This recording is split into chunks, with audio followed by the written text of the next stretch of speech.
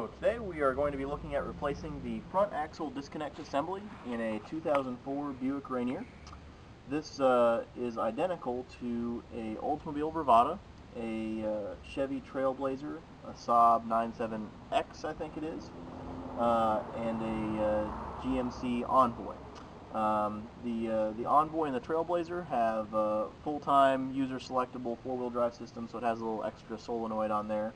And the Rainier and Bravada have automatically selecting four-wheel drive assemblies, so it might be a little bit different, but the assembly itself is nearly identical.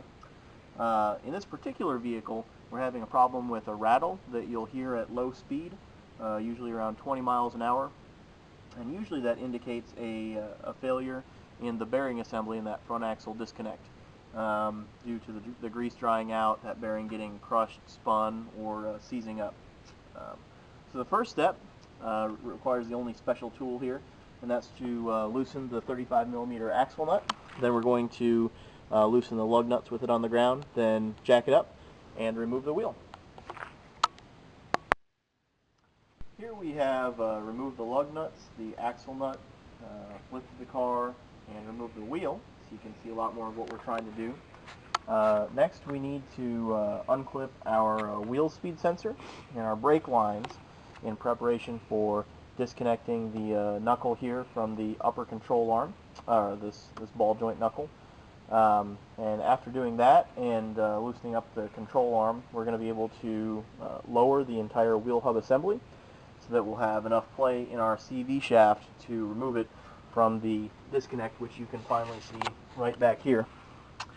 Now, you can see there are some cooler lines that run right in front of the disconnect, and this is the case on 2002 through 2004 models. In the 05 and later models, GM figured out that was a big problem and changed the pathing on those transmission cooler lines to go around the disconnect assembly. So if you have an earlier vehicle like this one, you're going to have to move those lines out of the way. Here things have moved along considerably. We have removed the nuts from the strut tower here to allow the strut to play freely. We've disconnected the tie rod end here and the sway bar end link here, and done everything that we can to loosen up everything here. And then of course the knuckle is disconnected, and we just barely had enough play to get the CV axle disengaged from the wheel hub, which plugs in right there usually. And now we're getting ready to try to remove the CV shaft. The CV shaft can be very difficult to remove. You are supposed to use a drift, which is basically just a long stake of some kind. I have just a piece of galvanized pipe here, or you can use like a long half-inch extension. I've tried a couple different approaches here. Or some people recommend using just a couple of screwdrivers or something to try to pry the CV joint out of the front axle disconnect. And then still other people recommend just removing the CV axle with the disconnect attached to avoid damaging any components. So I'm trying a little bit of all of them, and we will see which approach wins out. Here the CV axle has been completely removed. The method that ended up working for me was inserting a chisel right between the collar that the CV shaft inserts into. Oh, a little better light there. Inserting a chisel between this collar right here and then the tripod of the CV axle right here. And some people have a lot of problems getting the CV axle out.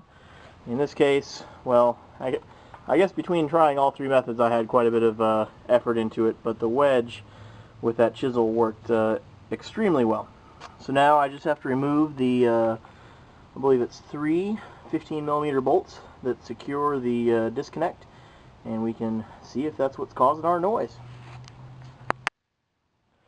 And here we are.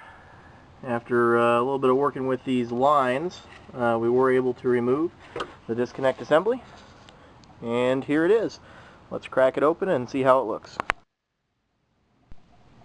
Well, here we are. The two halves of the front axle disconnect assembly have been split, and unfortunately for me, everything here looks rather pristine. There's plenty of new grease, as you can see here, and all the grease that has a little bit of contamination here is still very soft and lubricating. And what I was looking for in particular was that one of these bearings here might be crushed or spun or worn or just otherwise failed, but unfortunately they all look very pristine. So that means that my problem is probably coming from one of these bearings on the driver's side plugging into the differential.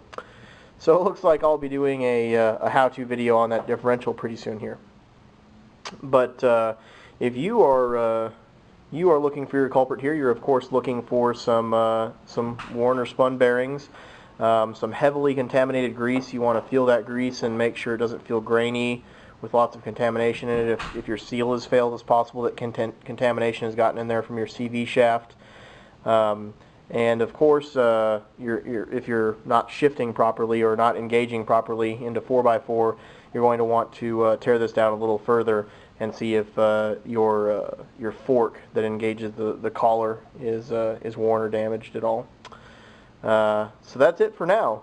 I'll be reassembling everything in pretty much reverse order, and as these things go, it's usually a little easier to put it back together than it is to take it apart. If you have any questions, feel free to post them and I'll try my best to answer. Thanks.